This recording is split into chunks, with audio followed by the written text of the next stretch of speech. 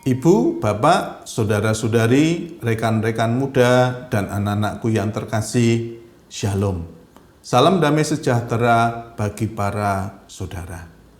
Selamat berjumpa kembali dalam Renungan Harian Katolik. Hari ini, Senin, tanggal 23 Maret tahun 2026, merupakan hari Senin dalam masa Prapaskah yang kelima.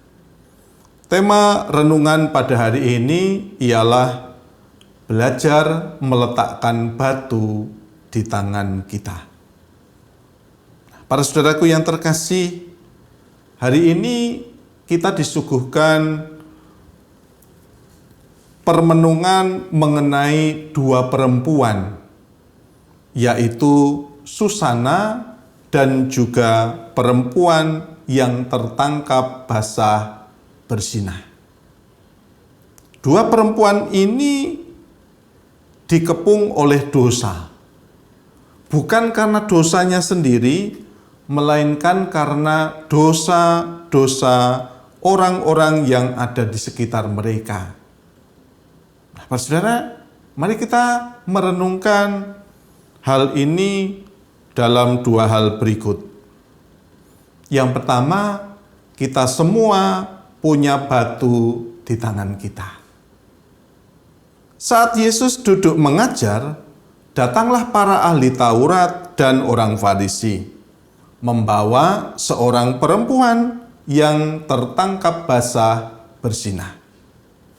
Mereka membawa dia bukan untuk meminta tolong, tetapi untuk menjebak Yesus. Mereka ingin menjadikan perempuan ini korban, untuk membuktikan bahwa mereka benar. Mereka membawa batu untuk melempar. Nah, para saudara, berapa sering kita seperti mereka? Kita mungkin tidak melempar batu secara fisik, tetapi kita lempar batu lewat kata-kata. Lewat pikiran kita yang suka menghakimi, lewat gosip, lewat ketidakpedulian kita. Kita punya daftar kesalahan orang lain, tetapi lupa bertanya pada diri sendiri, apakah aku sungguh lebih baik dari dia?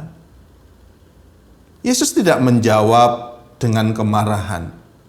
Ia menjawab dengan hening, dengan menulis di tanah. Diam yang menyentuh. Karena di dalam diam itu, Yesus mengundang mereka melihat ke dalam diri. Dan kalimatnya, barang siapa di antara kamu tidak berdosa, hendaklah ia yang pertama melempar batu. Kalimat ini tidak bisa disangkal.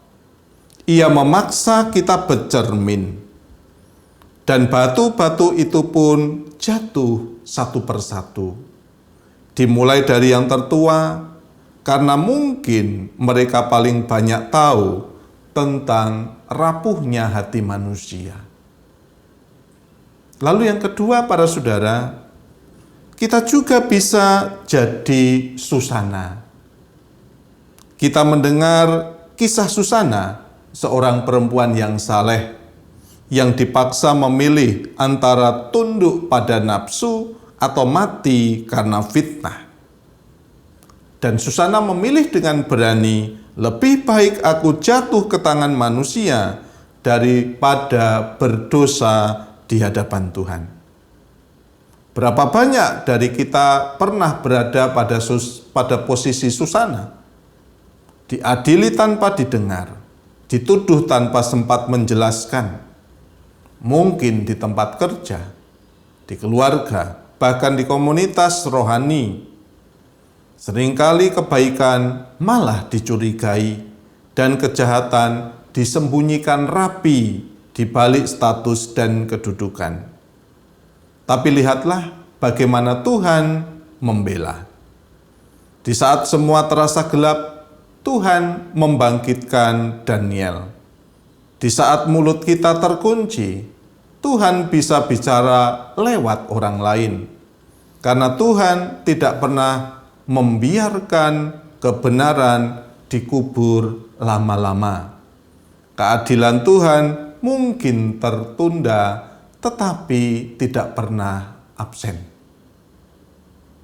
Lalu yang ketiga, dua sisi dari hati manusia. Dalam hidup kita bisa jadi Susana atau perempuan yang tertangkap basah berzinah. Artinya, kita bisa jadi korban dan kita juga bisa jadi pelaku dosa. Kadang kita tidak bersalah, tetapi diperlakukan tidak adil. Tapi jujur saja, kadang kita juga berdosa dan butuh belas kasih. Kabar baiknya dari pemberitaan hari ini adalah Tuhan Yesus adalah pembela Susana dan juga pengampun si perempuan berdosa. Tuhan bukan hanya hakim yang adil, tetapi juga gembala yang menghibur. Seperti Mazmur hari ini berkata, "Sekalipun aku berjalan di lembah yang kelam, aku tidak takut, sebab Engkau besertaku." Yesus tidak pernah menghakimi dengan kebencian, tetapi Ia juga membiarkan dosa terus berlanjut. Tetapi Ia juga tidak membiarkan dosa terus berlanjut. Ia berkata, "Aku pun tidak menghukum engkau. Pergilah dan jangan berbuat dosa lagi." Di situ ada kasih, tetapi juga ada ajakan untuk bertobat. Inilah cinta yang sejati, cinta yang membebaskan, bukan memanjakan dosa. Maka melalui dua permenungan, dua perempuan ini, kita diajak untuk melakukan tiga hal. Yang pertama, jangan cepat menghakimi.